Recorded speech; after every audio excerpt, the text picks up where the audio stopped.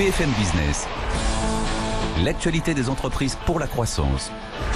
Le défi ETI, présenté par David Delos. Et oui, vous êtes bien sûr BFM Business. Bienvenue à tous. Top départ pour une nouvelle édition de Défi ETI, l'émission consacrée aux entreprises de taille intermédiaire. Ces sociétés qui ne sont plus des PME, qui ne sont pas encore de grands groupes. La plupart d'entre elles sont des histoires de famille. Alors justement, est-ce que cela demande un accompagnement particulier? Comment transmettre à ses successeurs, à ses proches, les rênes d'une entreprise familiale? Nous allons poser la question à Philippe Cléry-Melin, le patron du groupe Sinoué. Et puis deux experts pour nous aider à y voir plus clair. Pascal Pellarin, de notre partenaire de la Banque Palatine, et Étienne Guérin, juriste, fiscaliste, gérant du cabinet de conseil Practice. Mais d'abord, l'actualité de la semaine. BFM Business, le défi ETI. L'actu de la semaine. Et on va parler marché de l'emploi avec Étienne Braque. Bonjour Étienne. Bonjour David. Après les multiples abaissements de croissance des derniers jours, c'est au tour des créations d'emplois de marquer le pas.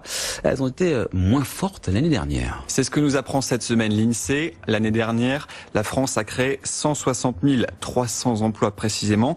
C'est une hausse de 0,8%, mais c'est 2 fois moins qu'en 2017. Mais c'est pas vraiment une surprise car, comme vous l'avez dit, d'après les estimations de croissance, ça se profilait que les créations d'emplois l'année dernière allaient être moins fortes qu'en 2018. Pour rappel, la croissance en 2018 était de 1,5% selon l'INSEE.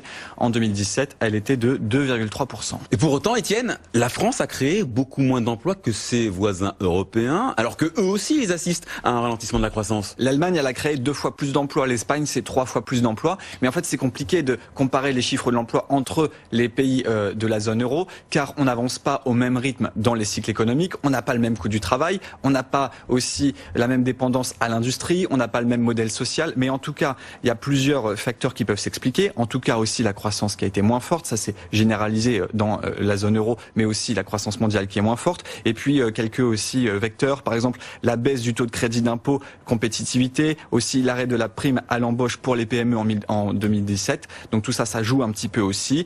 Pour autant, on peut voir un repli de 1,5% dans l'intérim au 4e trimestre. Et l'intérim, c'est souvent signe d'une reprise ou d'une croissance. Mais par contre, on a une bonne nouvelle, c'est du côté de l'industrie, puisque l'année dernière, il y a eu 10 000 créations de postes supplémentaires. Et l'industrie, elle se retrouve même créatrice d'emplois nets. C'est une première depuis 2001. Merci beaucoup, Étienne. Allez, place maintenant au focus de la semaine.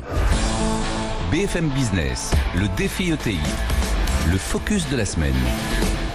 Et pour ce coup de projecteur sur ces entreprises qui sont étroitement liées à l'histoire d'une famille, on va poser quelques questions à Pascal Pellarin. Bonjour. Ce sont des dossiers que vous suivez de près chez nos amis de Palatine, la banque des ETI.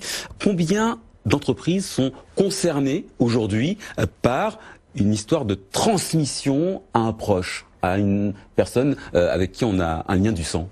Alors, en fait, on s'aperçoit en fait sur les observatoires que nous avons mis en place et surtout le groupe BPCE, c'est qu'en fait, au niveau des PME et des ETI, en fait, en France, la transmission familiale est assez, réduite par rapport à ce qui peut exister notamment en Allemagne ou dans les pays d'Europe du Nord, puisque sur ces PME ETI, seulement un quart ou 17% de la masse globale vont être transmises à l'intérieur de la famille. La transmission intrafamiliale, elle va dépendre aussi de la taille de l'entreprise. Sur les petites entreprises, elle sera plus courante. Sur les petites PME, il y a plus souvent des cas de transmission familiale, notamment dans certains secteurs d'activité. Plus les entreprises sont industrielles, plus en fait ça va être un peu plus compliqué. Ce qui rend difficile quelquefois la transmission, c'est le coût de cette transmission, c'est comment la financer. Oui, forcément.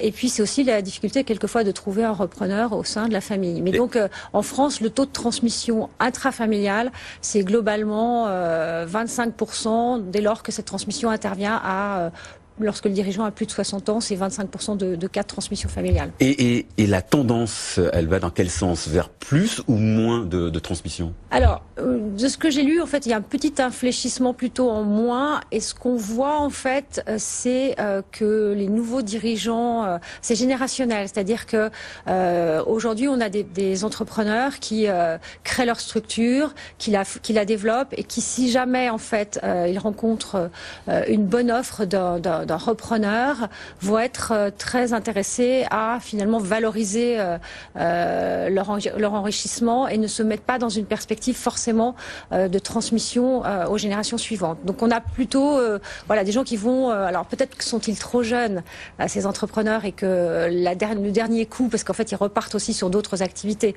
peut-être qu'à ce moment-là effectivement il y aura peut-être transmission à des enfants, mais en tout cas il y a réalisation d'un enrichissement et pas forcément passation du pouvoir au sein de la famille. Est-ce que ce sont des dossiers qui demandent un accompagnement bancaire, financier réellement spécifique ?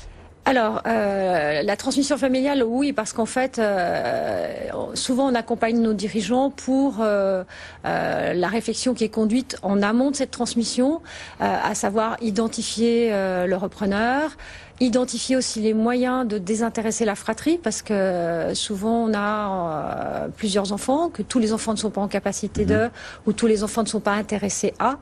Donc il y a effectivement toute une ingénierie à mettre en œuvre pour identifier les meilleures voies pour préserver l'équité et favoriser la reprise par le successeur.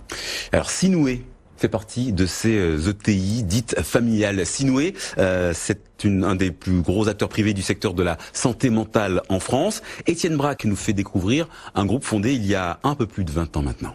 C'est en 1998 que le docteur Philippe Cléry-Melin entre au capital de sa première clinique à Garches. Depuis, le groupe Sinoué, c'est 9 établissements, 80 millions d'euros de chiffre d'affaires et plus de 850 salariés.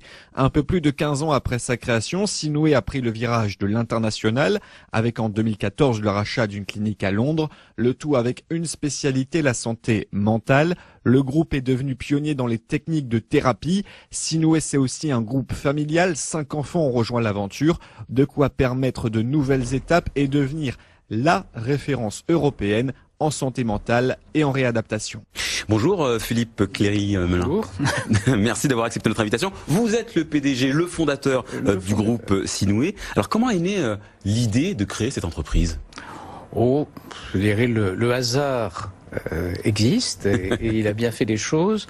J'avais effectivement un parcours plutôt universitaire, essentiellement hospitalier public, et puis mon patron m'a orienté vers un établissement privé à Meudon où il plaçait sa clientèle privée. Et donc je me suis occupé de cette clientèle, j'ai appris beaucoup auprès de lui, parce qu'il suivait ses patients, j'ai eu des leçons cliniques.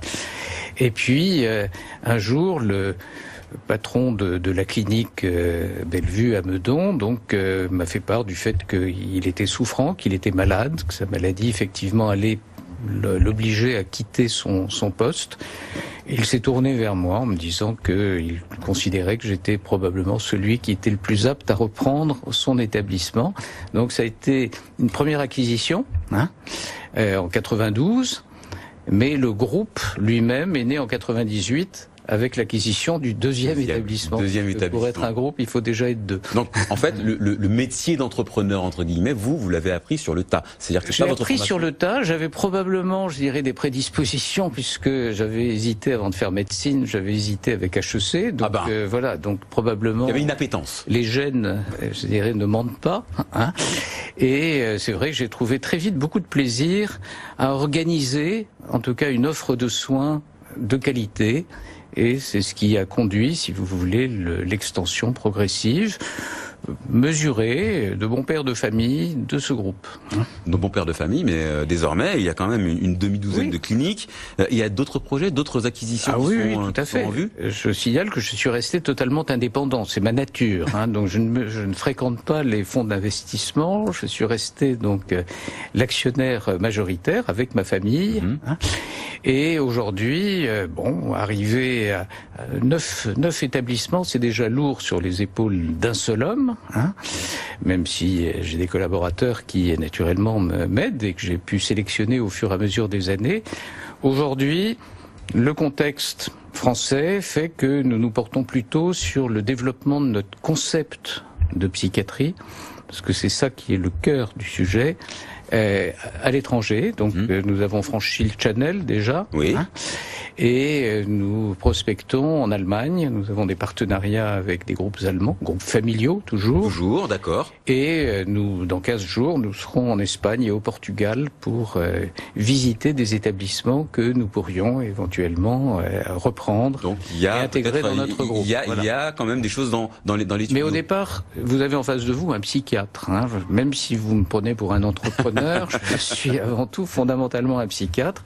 Je suis passionné par la discipline de la psychiatrie et son évolution, c'est-à-dire vers la santé mentale et vers l'intégration de tous les problèmes d'environnement que vous connaissez, que tout le monde connaît autour de cette table, hein, et qui font qu'aujourd'hui, la psychiatrie devient une discipline à part entière et qu'il faut prendre la vague au bon moment, hein, et surfer sur cette vague.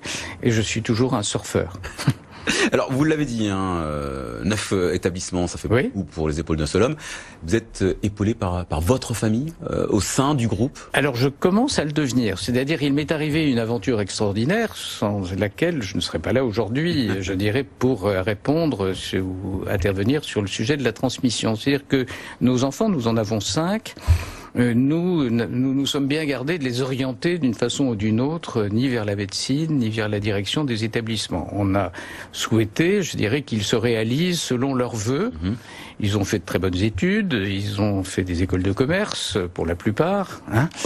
Et aujourd'hui, enfin depuis 2-3 ans, à ma grande surprise, je dirais, ils sont venus vers moi pour me dire « Papa, on voudrait travailler avec toi ». Et ils sont rentrés dans le groupe. Donc il n'y aurait pas de transmission s'il n'y avait pas eu effectivement cette étrange, ça vient d'eux, hein. Ça vient d'eux totalement.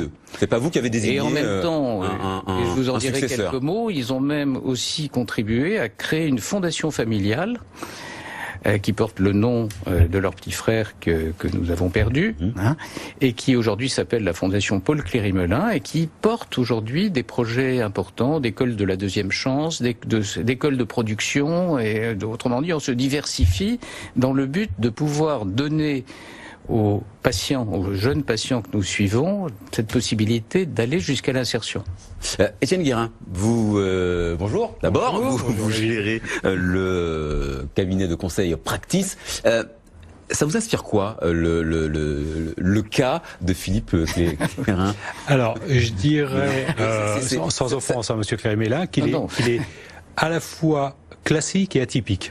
Ce qu'on retrouve sur beaucoup finalement d'aventures entrepreneuriales, c'est-à-dire que vous le disiez fort justement, pour beaucoup d'entrepreneurs qui ont de la réussite, comme pour vous et votre groupe, ils n'avaient pas initialement vocation nécessairement à devenir chef d'entreprise, mais les événements de la vie ont fait que finalement, à un moment, cette étincelle qui était là, qui était dormante, est devenue vraiment quasiment un brasier en fait, qui permet de développer ce groupe d'entreprises. Et c'est pour ça que je dirais que c'est et atypique et traditionnel, parce qu'on retrouve assez facilement ça dans les ETI, en tout cas lorsque l'on a affaire à la première génération, les fondateurs, les créateurs. Ça c'est le premier propos et ce que je peux constater sur la clientèle que je suis. Et le côté atypique alors J'attends le diagnostic. Non, je me regarderai bien. Non, mais c'est cette notion, si vous voulez, qui est le parcours est atypique, puisque initialement, ce n'était pas un parcours qui allait être linéaire avec vocation de développer une entreprise et d'en faire un groupe. C'est en ça que ça peut être atypique, et puis traditionnel, puisque finalement, on le retrouve dans beaucoup d'ETI, en tout cas pour ce qui est de la première génération. Pascal Pellarin, quand vous entendez l'histoire de Philippe Cléry-Melin, ça vous inspire quoi en termes de mécanisme de transmission? La création, par exemple, d'une fondation, ça peut être quelque chose qui peut servir. D'abord, c'est une belle idée, puisque alors la fondation, ça sert plus ou moins à la transmission, plutôt. C'est autre chose, puisqu'en fait, ça sert à préserver des valeurs, ça sert à financer des choses auxquelles on tient, voilà, auxquelles on tient. De financer ce que la sécurité sociale ne finance pas aussi. Voilà, exactement. un autre sujet. Mais la fondation dans son acception, en tout cas en droit français, n'est pas un outil de transmission. C'est un outil pour asseoir des valeurs, une histoire, voilà, c'est quelque chose de très qu'on doit saluer parce que c'est effectivement, on a besoin de ces capitaux qui sont investis pour défendre des causes. Après, ce qui est intéressant, c'est qu'aujourd'hui, monsieur est en train de permettre l'apprentissage de la nouvelle génération au métier de direction d'un groupe de clinique. C'est-à-dire qu'effectivement, ces enfants, voilà, il leur a permis de venir faire leur expérience. Et donc après, puisque j'ai compris qu'en fait, pour l'instant, c'est une transmission en termes de... Justement, on ouvre la porte de l'entreprise pour l'instant, c'est une transmission des valeurs et transmission des savoirs. Voilà. Nous ne sommes pas, pour l'instant, parce que vous avez remarqué que je suis encore jeune. Tout à fait. Nous ne sommes pas encore aujourd'hui dans la transmission au titre économique, mais je remarque quand même que les 5 enfants aujourd'hui ont fait le même mouvement, je dirais, vers l'entreprise. Est-ce que vous savez si c'était concerté entre eux ? Je pense, oui. Enfin, nous avons des origines corses, donc claniques, et nous... Je pense que beaucoup de choses se partagent, si vous voulez, entre eux. Étienne Guérin, quand on parle transmission, on pense souvent au pacte Dutreil. Alors, c'est quoi cet outil ? En fait, le pacte Dutreil, c'est un pacte fiscal de conservation de titres, avant tout, et qui va permettre, dans le cadre de mutation à titre gratuit, donc donation ou malheureusement succession, qui va permettre de minorer la base taxable de 75% de la valeur économique. Prenons un exemple extrêmement simple. Un groupe qui vaudrait 100 millions, grâce au pacte Dutreil, sera retenu pour une valeur de 25 millions d'euros. D'accord. Et ensuite, en fonction des modalités de transmission, pleine propriété ou démembrement, là aussi, on a des possibilités soit de réduction de droits, soit encore de minoration d'assiette taxable. Donc, on les utilise sur ces thématiques de transmission à titre gratuit. Et comme le disait fort justement Madame Pellerin, quand dans la fratrie, il y a des enfants qui ont vocation à reprendre ou qui ont cette volonté et d'autres pas nécessairement, on a des schémas qui permettent d'avoir un pacte Dutreil minorant les droits de donation et la mise en place de holdings de rachat, d'opérations que vous pouvez connaître parfaitement, de holdings de rachat pour refinancer la part de ceux qui ne seraient pas repreneurs, donc les désintéressés. Mais d'un autre côté, Pascal Pellerin, un outil certes, mais chaque famille a une histoire particulière, non ? Exactement, chaque famille a une histoire particulière. Donc la difficulté, c'est quand la volonté de transmission effectivement est là, c'est de peser les choses, voir sur quel calendrier elles peuvent se dérouler, parce que quelquefois c'est bien d'anticiper en fait, d'anticiper les choses pour d'abord se donner du temps, identifier possiblement la personne qui sera en capacité aussi de reprendre la société, parce que ça c'est un vrai challenge et c'est là-dessus qu'en fait, ce sera la pierre angulaire en fait du succès, puisqu'en fait, il faut que la personne soit en capacité de produire aussi de la richesse pour que le schéma de reprise par la holding soit finalement vertueux, parce qu'il va falloir financer cette holding et donc mettre en place une dette bancaire. Et souvent, le juge de paix entre ce que je donne et ce qui sera racheté, c'est la capacité de servir un dividende pour rembourser la dette d'acquisition. Donc, quelquefois, il est bien de pouvoir étaler les choses dans le temps. Ouais, Étienne Guérin, vous acquiescez là. Oui, j'acquiesce complètement, je rejoins complètement, c'est-à-dire qu'une ETI avant tout, c'est un groupe familial. Un groupe familial, c'est donc une histoire commune, des valeurs communes. On est donc d'abord sur de l'humain, finalement, comme en psychiatrie. Et ensuite, on a la technicité et juridique et financière et fiscale, et comme vous le soulignez fort justement, pour avoir un holding de rachat, encore faut-il avoir un résultat qui soit distribuable et qui puisse refinancer cette dette bancaire. Et c'est pour ça que lorsqu'on en est à ces éléments, là aussi, qui est donc une capacité d'endettement par rapport à une valeur économique donnée, on peut avoir des transmissions qui se réalisent soit en une fois, soit petit à petit dans le temps, et un parent aussi, s'il souhaite pouvoir se désengager petit à petit, retravailler sur des notions d'apport rapport de titre à un holding un peu différencié, puisqu'on a eu des évolutions sur la dernière loi de finances là-dessus, avec des mécanismes soit de participation, soit de crédit vendeur. C'est-à-dire qu'on peut structurer la dette un peu différemment. D'accord. Alors Philippe Cléry-Mélin, j'imagine que vous commencez malgré tout à y penser. Vous êtes jeune, certes, je vous l'accorde, mais vous commencez à y penser puisque vos enfants sont venus vers vous en vous disant « Papa, on voudrait travailler avec toi ». Oui, c'est parce que ce mouvement d'ensemble de mes enfants, effectivement, vis-à-vis de leur père, mérite aujourd'hui d'être confronté à une réalité quotidienne. C'est pour ça que le fait qu'ils soient rentrés dans le groupe, aujourd'hui, ils assument des fonctions de directeur d'établissement pour certains, d'autres s'y préparent, d'autres aussi, ma fille aînée donc est psychiatre universitaire, elle a choisi de rejoindre le groupe aussi pour y travailler et de renoncer à une carrière hospitalière. Donc il faut que tout ceci, toute cette greffe prenne et qu'à partir de là, pas tout de suite, dans quelques années peut-être, je dirais, bon, on discute un peu de l'évolution de ceux qui veulent effectivement s'impliquer davantage dans le groupe, ceux qui veulent en sortir. Alors, juste une petite question. Comment les collaborateurs avec lesquels vous travaillez depuis très longtemps, comment est-ce qu'ils ont pris l'arrivée de vos enfants? Alors, j'ai eu la sagesse, puisque j'ai quand même 70 ans, de prendre un directeur général, de bien le choisir, un directeur général bienveillant, et qui a effectivement donc aussi un peu la même approche de bon père de famille. Et effectivement, aujourd'hui, ils ont des feuilles de route dans leur implication au niveau du groupe. Où certains, nous avons créé une académie Sinoué, et nous avons une fondation, une académie, mais vous êtes en train de créer un empire, c'est pas possible. Non, petit empire. c'est pas Monaco, mais c'est pas plus grand. Voilà. Et small is beautiful dans ce domaine-là. Et dans cette académie, qu'est-ce qui se passe? Voilà. Et dans cette académie, effectivement, ils bénéficient de formation, ils bénéficient de l'accès à Dauphine, donc Monsieur Guérin connaît bien. Et effectivement, l'un actuellement termine un Master 2, l'autre démarre un MBA de management des établissements. Donc, ils vont améliorer leur performance et on leur fait confiance, je dirais, pour développer des établissements qui, je le souligne, sont décentralisés. Nous avons un groupe qui est décentralisé et qui n'est pas verticalisé. Pascal Pellerin, ça c'est important aussi, le profil de celui qui va reprendre l'entreprise. Oui, parce qu'il faut que la banque soit à l'aise avec, effectivement, qu'elle identifie elle aussi le repreneur comme garant de la bonne continuité, de la prospérité de l'entreprise.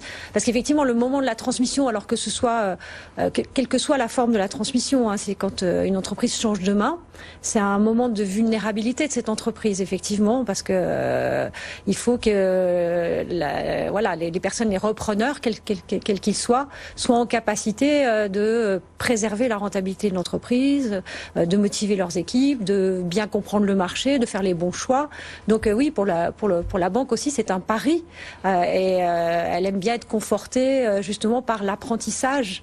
La période d'apprentissage est une période vraiment nécessaire pour que la personne fasse ses preuves. Étienne Guérin, d'un mot, le successeur, il est toujours bien choisi?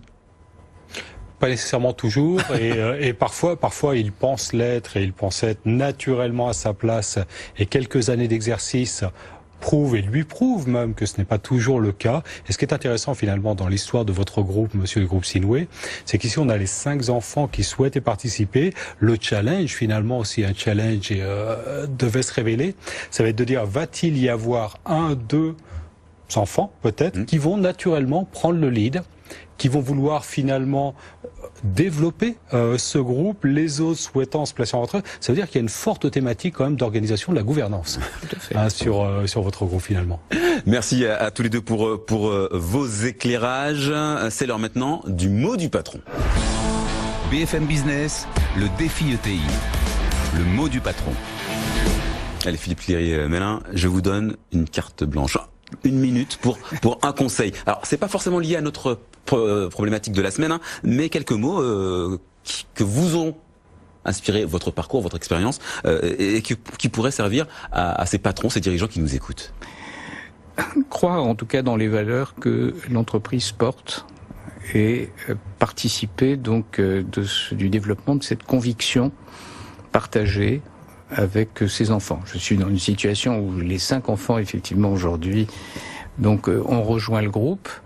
L'idée aujourd'hui, c'est qu'ils développent leurs compétences en même temps que le groupe continue de croître. Moi, je suis toujours aux manettes, je n'ai pas transmis, sauf mes convictions, nos valeurs familiales, vous avez bien compris, et des savoirs qu'ils apprennent aujourd'hui et qui participent de la pédagogie active que notre groupe leur dispense. L'important, ce qui restera de toute façon, c'est les valeurs. Pour moi, c'est le mot du patron. D'accord. Les valeurs et l'humain. Voilà. C'est ça. Tout à fait. Merci beaucoup Philippe Cléry-Mélin, PDG fondateur du groupe Sinoué. Merci également à vous Étienne Guérin de Practice et à vous Pascal Pellerin de Palatine, la banque des ETI. Défi ETI, c'est fini pour cette semaine, mais on se retrouve la semaine prochaine et bien sûr toujours sur BFM Business. BFM Business, le défi ETI, l'actualité des entreprises pour la croissance.